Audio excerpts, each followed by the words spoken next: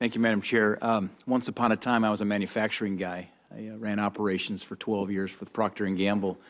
There was an Israeli physicist named Eli Goldratt who wrote a book called The Goal, looking at the theory of constraints. And I think as we look at this very complicated equation from production to delivery, refining, ultimately to the gas pump is something that probably none of us here are qualified to probably make an assessment, and none of us saw 40 years ago when these policies were put in place what would happen with this renaissance and revolution, certainly in the petroleum production industry. With that as a backdrop, I guess I want to look at this constraint right now on refining. And perhaps for Mr. Drevna, look at some of these regulations, for example, from the EPA. How are the EPA ozone national ambient air quality standards impacting your ability to expand capacity and or operate? Well, Senators, if you look at the proposal that EPA has out and the one we just commented on yesterday, I think it was yesterday we submitted our comments, if the current standard of 0.75 goes down to 0.6 up to 0.7, what they were talking, what the proposals are, a lot of this conversation you're having here today is moot because you're not going to be able to burn it here. You're not going to be able to develop it here. You're not going to be able to transport it here. You're not going to be able to fly an airplane out of a single engine field somewhere in Montana or Wyoming or North Dakota because they're going to be in non-attainment. So, you know, if we want to talk about energy and national security, and that's a great, and you know, I can agree with about 75% of what Pasquale said. You got to look at all the parameters that are involved in energy development and energy use and energy security. So, yes, the regular, you know, we have a built-in, you know, regulatory kind of scheme that we work within the system. We're lowering sulfur and gasoline. We're lowering this. We're lowering that. We're lowering CO2 emissions. Pretty soon, you know, we keep lowering it. There's going to be, you know, there's going to be nothing left to lower. Well, project this for a moment. These regulations go in place. We continue this amazing renaissance and revolution in American oil production, the world's leading oil and liquids producer now in the world. We keep moving this up. What happens now in this overall equation to refining capacity with these regulations, and what does that mean for the consumer? You know, refining, we are right now we are very globally competitive in the U.S. refining sector. As we are the most sophisticated, advanced refinery system in the world.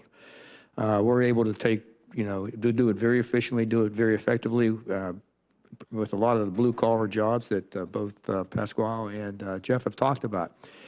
It'll put a grinding halt to it. It'll absolutely we might as well export it because we won't be able to use it here. So this is what I said in my opening statement in our testimony. Can we, for once, look back at the 70s and say, okay, what was happening there, and what did we do to response? You know, we took an Arab oil embargo, which really, in essence, could have been just a nuisance. And what did we do? We put price controls on. We limited production. And we turned a nuisance into a doggone near catastrophe.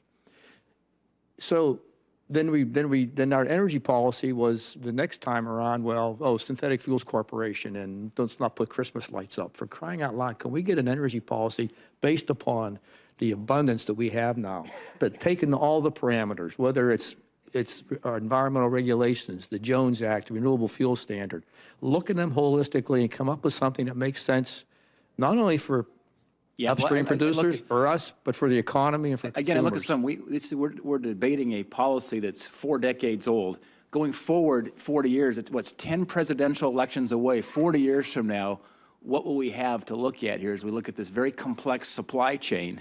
And you know, Washington D.C. is trying to figure out a way to manage that at the moment. And I'll put my bet on the free markets. And that's exactly my point. Yeah. Let's look at the total free market and just not look at silos. We're going to do a free market here, but we're not going to do it over here. One more question, maybe for Mr. Warman. Does Monroe Energy plan to invest to expand your refinery to process more crude? We We have been. We have invested well over $100 million in being able to take in light oil, as well as partnered with a group that has invested almost $200 million in getting the rail cars and unloading them. And I agree, the transportation is one thing that we need to improve upon. Pipelines, things along those lines definitely make markets more efficient and take some of this discrepancy between pricing out and make home heating oil in one area more similarly priced to another. But right now, we are trying to, whether we export it or whether we use it in the refineries, which is preferable, you still have some antiquated transportation systems that need improvement.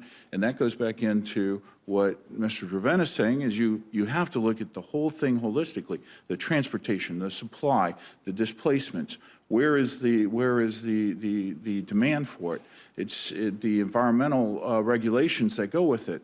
One thing that keeps us from running the stabilizers, the producers, and Mr. Lance can speak to this, one thing that keeps us from running those stabilizers to reduce the RVP so much is there's no place to go with that particular natural gas or product. There's no way to export it, so you have to burn it, but there's limits on what you can burn. So you're sitting here balanced, trying to get production up, trying to get the RVP lower, but you're also limited on this side by how much you can burn. So what do you do with that? What do you do with that product? You've got to get it out of there somehow.